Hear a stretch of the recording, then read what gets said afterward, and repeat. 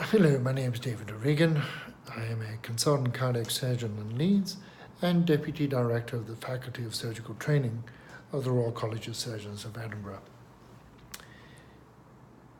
It has concerned me over the years that as we're entering an era of run-through training, we're seeing an increasing number of trainees coming through without the knowledge on how to use a knife, a scissors, a forceps, and with left hands that don't really coordinate with their right. Now, I'm of an era of training when we got our FRCS, we were deemed fit to operate because we had an in-depth knowledge of anatomy. And I remember starting my first surgical job, being given a knife, saying, that's your list, and get on with it. You're now a surgeon. There was no instruction on how to use a knife and fork, so to speak. And over 2.5 years of lots of operating and a logbook that would surpass many general surgical trainees with CCT now, I learned to operate. Sometimes, during the night, I would stand there with the anatomy book open. And I do recall doing my first obstructed femoral hernia and deciding that I'd quite like to do a pre-peritoneal approach. So with the scrub nurse, an anatomy book at the table, I opened up the pre-peritoneal and exposed a femoral hernia that had obstructed, opened it up, found that there was a bit of ischemic bowel, and proceeded to resect the bowel, stitch together, and put it all back. Consultant wasn't present, but I informed him the next day, and he expressed a little bit of surprise, but we were delighted the patient did well. I also remember starting my first coronary artery bypass grafts and being told, just be quick. Nothing to do with how to hold the needle, how to actually rotate it through the tissue, and how to use your forceps. So with that in mind, I've been thinking about how we're training surgeons.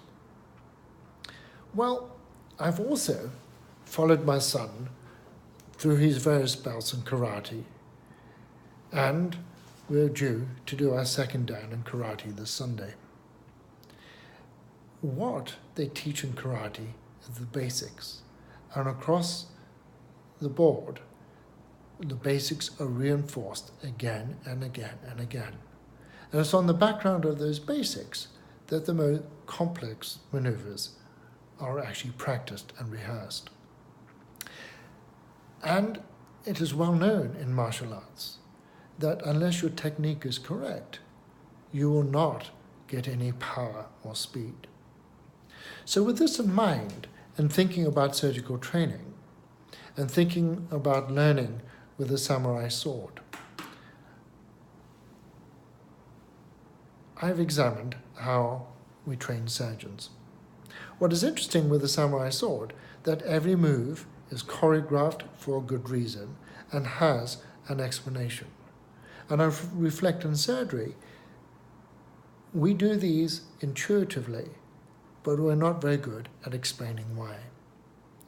And with this in mind, I've developed what I call the Black Belt Academy of Surgical Training, to take somebody with no skills at all and explain them how to use a knife, a scissors, how to stitch, how to assist, and how to use forceps, right from red belt through to black belt. I've been running a course for cardiac surgeons in Leeds now for 17 years called Power Excellence, based on the ergometrics of surgery and stitching.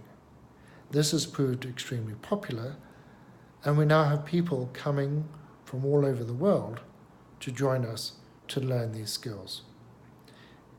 The funny thing is that I'm not teaching anything difficult, but what we've effectively done is deconstructed the operating skills into understandable, reproducible, and practical exercises to improve skills. Now, I'm not a golfer, but those of you who golf will know to improve your skills, you go and see a coach who can deconstruct your swing and give you advice on how to get the ball straighter and further. It's this thinking that has prompted me to come up with the Black Belt Academy of Surgical Skills. Do look at our website, bbas.org, and if you're interested, do give me a call. Thank you.